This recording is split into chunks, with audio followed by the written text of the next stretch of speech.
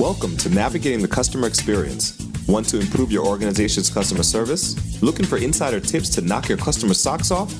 Then you're in the right place. Here's your host, Yannick Grant. Welcome to Navigating the Customer Experience. On today's episode, our guest Amy Austin, a marketing and branding strategies guide, allows her clients to embrace the power of purpose in all aspects of their business and transform it into the central storyline of their branding and marketing strategies. Her focus on empathy and building authentic relationships comes from nearly 20 years building successful marketing campaigns and brands in the healthcare sector. So plug your earphones in, relax your seats, and let's jump right into this awesome conversation with Amy. Welcome, Amy. Thank you. Thank you so much for having me on the show today. I really appreciate it. Very good. Now, could you share with us a little bit about your journey? It says here that you have nearly 20 years experience building marketing campaigns and brands in the healthcare sector. How did you get into that? And tell us a little bit about your journey in the healthcare sector, working with different brands and building different campaigns. Sure. So I started right out of college. I got a job at a radio station, and it was at a time when that particular station was going through a lot of leadership changes. And so within 6 months of being there, I was feeling very insecure as a first-time professional job, and I was seeing all these people get fired or leave. I was like, I need to find an exit strategy. My exit strategy happened to be a job opening at a large tertiary healthcare system in my home state of South Dakota. And I started working in their communications department. And it's funny because when I started working there, I had a number of people ask me, marketing in a hospital, what are you doing? Promoting people getting sick? I'm like, no. That would not be what we're doing. What we're doing is trying to make sure that when you do need the service, you're fully aware of where it is you might want to go, so that you don't have that stress in the moment of when you really need it, that you're not having to try and figure out where is the best place for me to go. Mm-hmm. So that's where I always laugh about that, because it's like, no.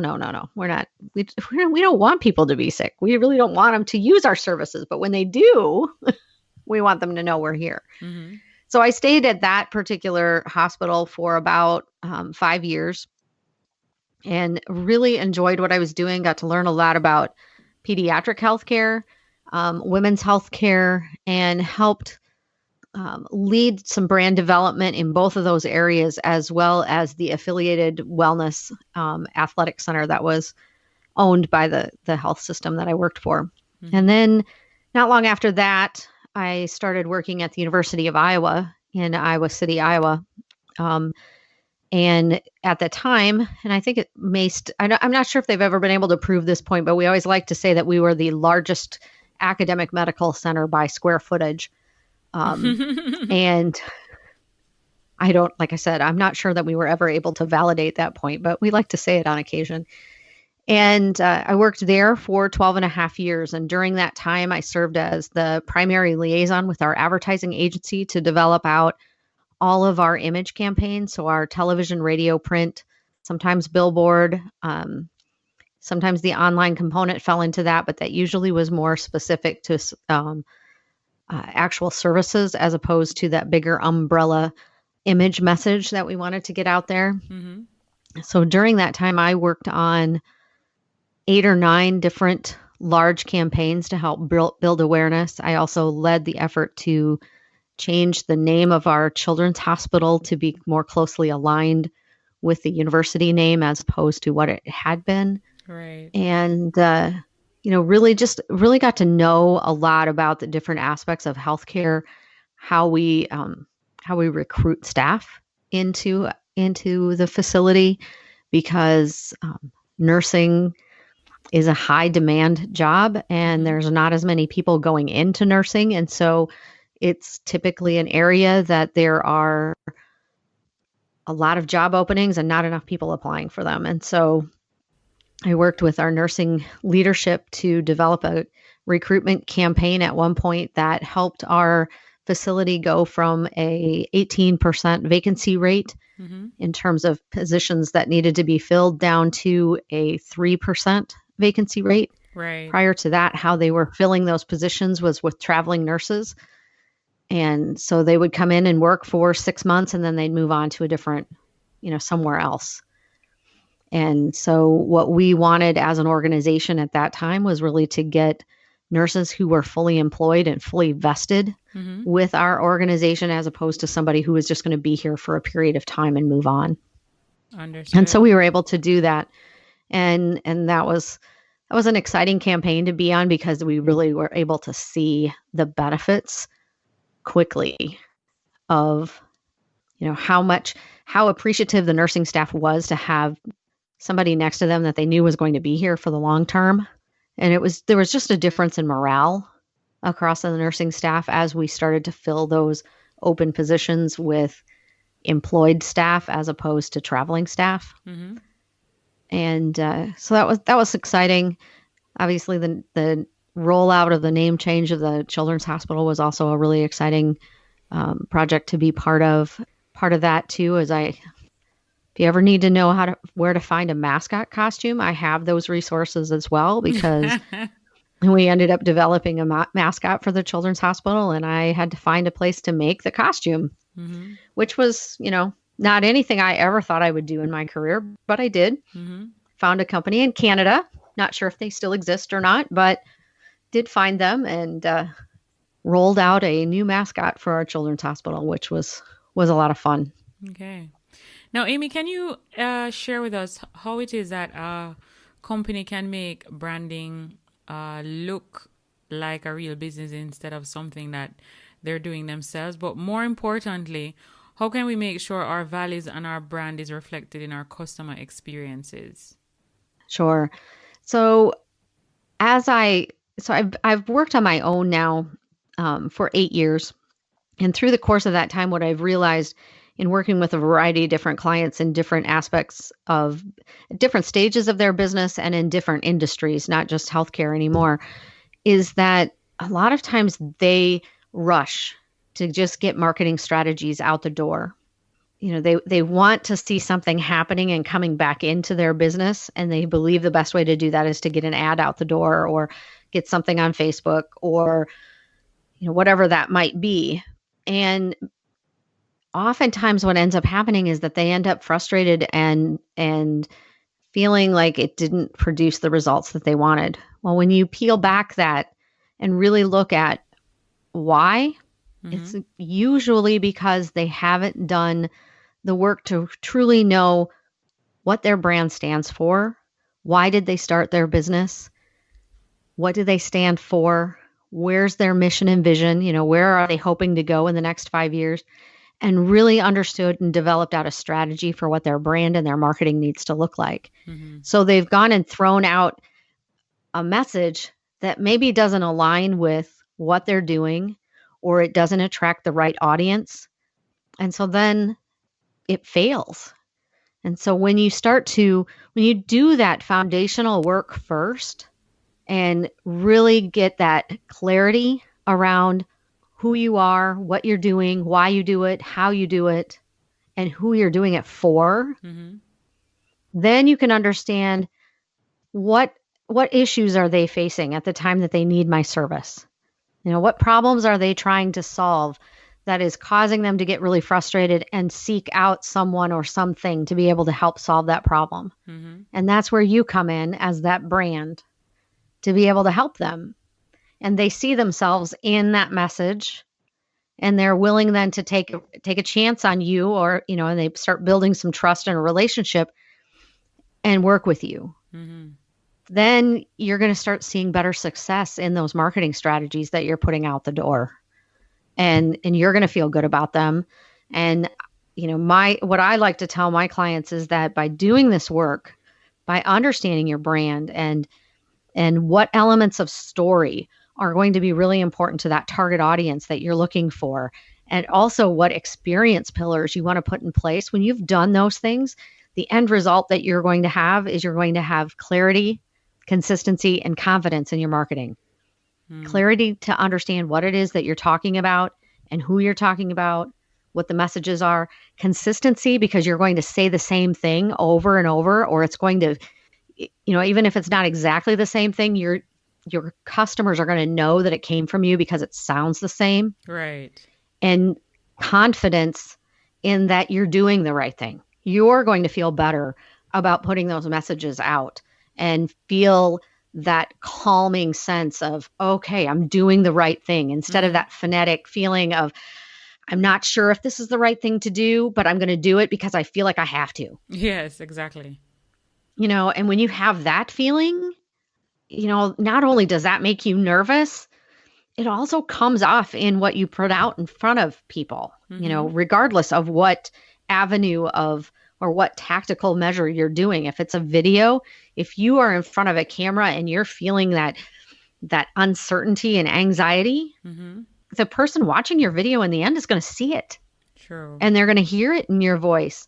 Whereas if you go into producing that video with a certainty of what your message is, of what you want to accomplish with it, of who you're speaking to, and what it is they need from you at any given moment, you're going to have a confidence and an air of calmness that is going to come off as authority.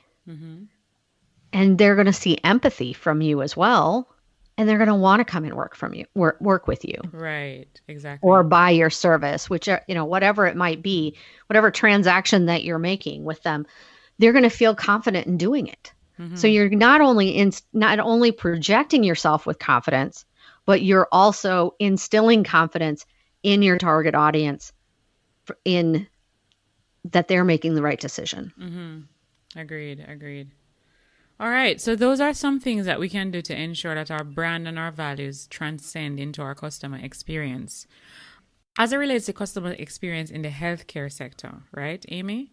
What are, let's say, 3 values that you think should definitely be transcended in all healthcare experiences to show that you are really an organization or a healthcare facility or institution that is driven by your customers' experiences, whether you are a medical facility, a blood bank, a hospital, regardless of the avenue of healthcare that you offer?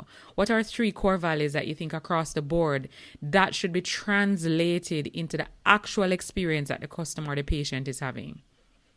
First and foremost, I think that you need to treat your patient as a person. Right.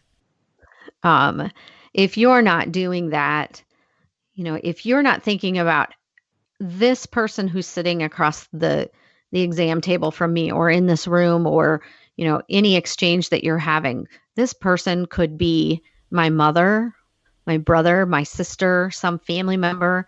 How do I want them to be treated? If you're not treating them in the way that you want to be treated, you need to take a step back and think about why not. Why am I not doing that? And what do you need to change in order to be able to get to that position? Right. I can think of times when, you go and check in at a clinic appointment and they're rushed because they're also answering phone calls and they're trying to check in the person ahead of you, and they're trying, they've got 7 or 8 different things going on around them, that then they get to you and they're frazzled. Well, fine, but take a deep breath. Give this patient that you're now checking in your full attention, and just do the job that you need to do. And don't let all of the other things that are going on around you as the person doing the checking in interfere with that interaction that you have with that person. Right. Exactly. Because they maybe don't want to be there either. How often do you don't really want to have to go to a physician or to a clinic?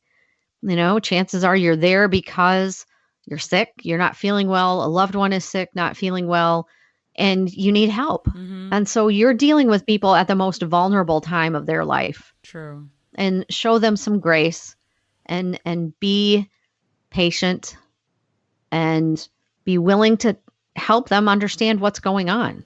Be clear in what you're asking them to do next. Where do they need to go? How long will it take? Just have that transparency. I guess that's another value that that I believe you should have in healthcare, but in any organization, if you can't be transparent in what's going to happen next in their journey, they've decided to work with you. So what's next? What are we going to do next? How do we get started? Whether it's in healthcare, it's, have a seat here. We'll call you back. If you're not called back in the next 10 minutes or whatever your window of time is that is deemed acceptable by your organization, let them know. If you're not called back in 10 minutes, please let us know and we'll find out what's going on and we'll give you an idea of how much longer it's going to be, if it's going to be delayed further. Right. But the same is true for any other business. What's the next step in the journey of working with you? When I bring in a new client, it's what happens when we sign the dotted line. Now, what's the next step? So, maybe it's a discovery call. Maybe it's a in-depth fact-finding mission. Whatever that is, let them know what it is, set the clear expectation of how long that's going to take, what the process is going to look like, and when it's going to be finished.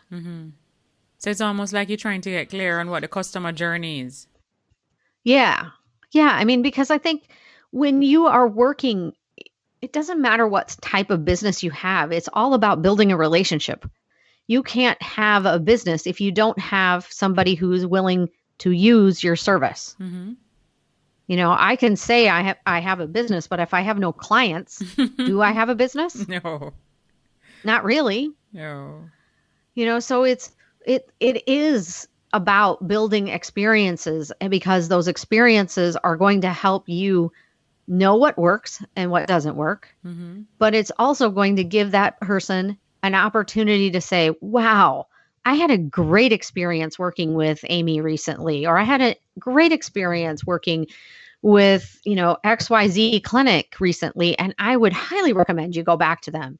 Then you're going to start getting that word of mouth, which, think about that. Who do you tend to believe more? Somebody that that has had experience with a service that you're considering, or an ad on Facebook? Yeah. You're going to take the word of the person who knows, because you can ask them questions. You trust them already. You have a relationship. Yes. Marketing and branding is about creating relationships. All right.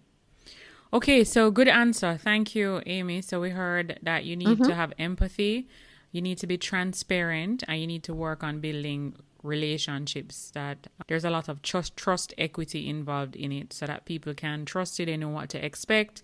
They're clear on what is going to happen next in the customer journey, and they're not surprised, because it's that element of surprise a lot of times that causes customers to really get upset, and then you have to run into service recovery. Okay. Can you share with us? You're exactly right. Can you share with us what's one online tool, website, or app that you absolutely can't live without in your business? Wow. I read that question on your list and I was like, I'm not sure. I've recently started using Trello. And as I'm getting more into using it and figuring out, some of the power behind it, of tracking things, like with my own podcast, I've started doing a lot more tracking of when I've talked to somebody to be a potential guest and putting notes in there, and then when I've recorded it and just moving them up the chain within that, and really tracking what I'm doing with them. And that's been very helpful to keep track of that. And I've used it with some of my client work as well. So I'm really liking Trello, but I fully know that I don't know the full extent of what it can do for me. So there's definitely some more exploration there for sure. Exactly. All right. Maybe give us one or two books that you've read either recently, or maybe a book that you read a long time ago that has had a really good impact on you. Sure. So I can give you two. The first one, Start With Why by Simon Sinek. Excellent book. For me, reading that and then really starting to internalize what it all meant has made me see correlations that I didn't see before, such as one of the physicians that I used to work with very closely was my very first meeting with him. He said to me, my ultimate goal is total world domination. And I looked at him and I'm like, I don't have budget for that. I'm seriously don't have budget to be able to support you in that, but I will do whatever I possibly can to help you do that. Mm-hmm. So fast forward several years, I ended up having my mom see him as a patient. And so then I got to see how he worked on the other side. And as I watched him work and how I saw how his clinic operated, and I thought back to different experiences that I'd had with him and that phrase total world domination, Mm-hmm. I started to see that what was happening was exactly what Simon Sinek talks about in that book. When you have a clear sense of purpose and you surround yourself with other people who are bought into that purpose, but bring different strengths to the table to be able to lift that purpose up, you're going to achieve a greater sense of success. Mm. And I was able to see that in a way that I hadn't been able to see when I worked with him because I was internal only. Right. That and the fact I hadn't read the book yet at that point, so I didn't know what I didn't know at that time frame. But watching how that all came together and knowing some of the things that I knew about the background of how he works and the fact that his staff retention in that particular clinic is very high, that when his physicians that worked in his department would leave our academic medical center and go to another one, they went for positions that were higher up. It was not a lateral move. Mm-hmm. It was they went for promotions. Mm-hmm. I already said the employee retention was high. His patient satisfaction scores were some of the highest in the organization. All of those things factor in to the fact that he was very clear on his purpose, very clear on his why within the department. The people that he hired and brought in or recruited, because he had residents and fellows working through there as well, they were all bought in on that same mission. They understood it. And as a result, the patient was very well taken care of. The family was very well taken care of. And it just all merged and melded together really, really well. Very good. And it was exciting to see. And as a result of that, I build that process into branding work that I do with clients. I make sure that they understand what their purpose is and really understand how it impacts those around them and who they bring on board. Mm-hmm. So that's one book that was very influential for me. The other book is Never Lose a Customer Again by Joey Coleman. Yes, excellent book. He was on our podcast a few years back. Yeah, I interviewed him for my show as well. Fabulous book. And I've started incorporating his 8 pillars of customer experience into the work that I do with clients as well. Mm-hmm. But I think the quote from him in that book that really stands out to me is his definition of that customer service is reactive and customer experience is proactive. Very good. And I had never really thought of that different definition until I read his book. And now I look at it and I think that all the time. Mm-hmm. I'm like, how can you proactively meet somebody, run something off at the pass so that you don't get into a position of having to serve them, but that you are creating the experience for them that they didn't know they even wanted. True. So I love his book. And I heard an interview with him recently that he is working on a book that is geared towards recruitment of employees so that you bring in employees, that you create that experience around recruitment and hiring in the same way, because those 100 days are so critical as a new hire, just as much as what they are critical with a new relationship with a client or customer. True. Very true.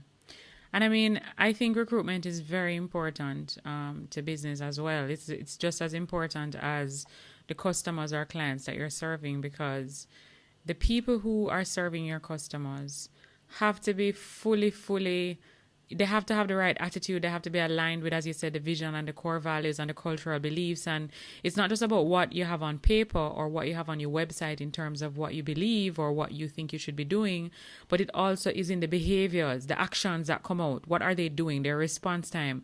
How accommodating are they? How solution oriented are they? Do they if a issue comes up and it's a serious problem, do they take it as serious and do they deal with it as critically as how the customer is perceiving it as critical? All of those, I think, fall into recruitment, because if you get people who don't really value those things, it's going to be manifested in their behavior. Absolutely. You can't see me, but I was sitting there shaking my head through everything that you just said.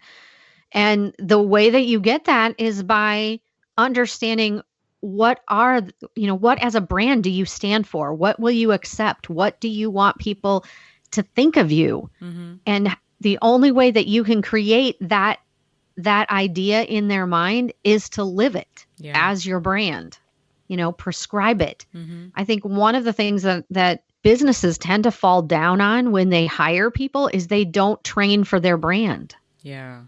They hire someone and they maybe don't even give them an onboarding, let alone any kind of training, but if you would take a couple hours and just walk through, here's what our brand stands for. Mm-hmm. Here's what's important to us.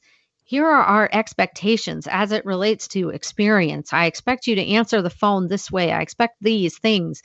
If you have a brick and mortar store, here's what I want you to do in terms of how you greet somebody.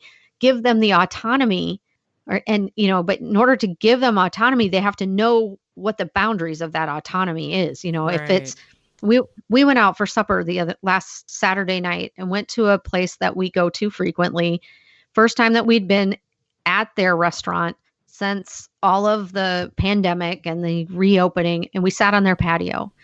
We ordered food. We waited, which was very uncommon for this restaurant, for us to ever wait as long as what we did. Well, come to find out, they thought we had wanted it to go. So they packaged it up as a to-go order and had it sitting on the counter ready for us to pick up.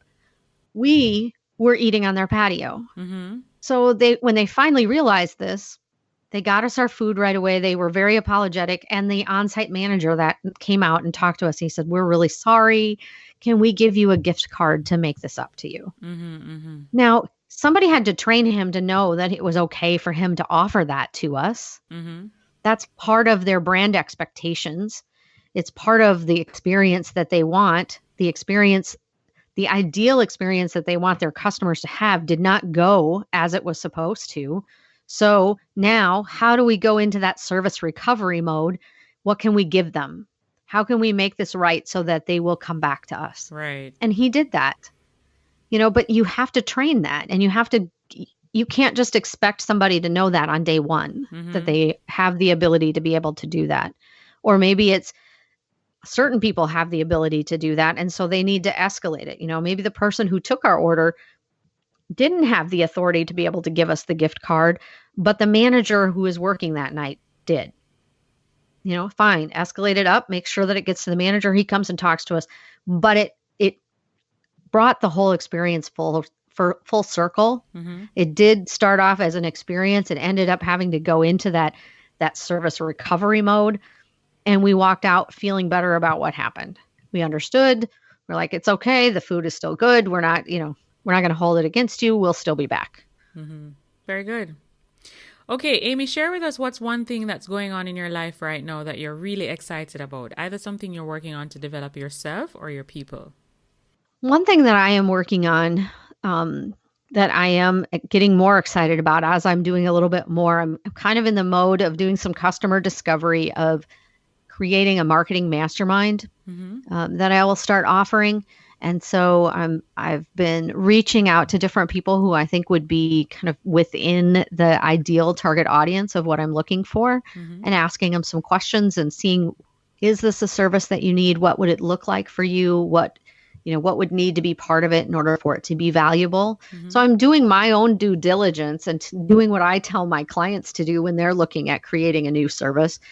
Talk to the people who you want to offer this to and find out what they really need, because just because you think you need it, that's true. It may not mean that they need it. True. They may not, their pain point might not be great enough yet for it to be a necessary for them. So that's one thing I'm excited. The other thing is, I guess, just this gradual reopening of back into whatever our normal is going to be is exciting. But it's also been really nice because I've been able to spend more time with my daughter. I have a 13-year-old. So, we've been able to spend a little bit more quality time together than what we have had when she's busy, with all kinds of school activities and such. So that's exciting as well. All right. Very cool.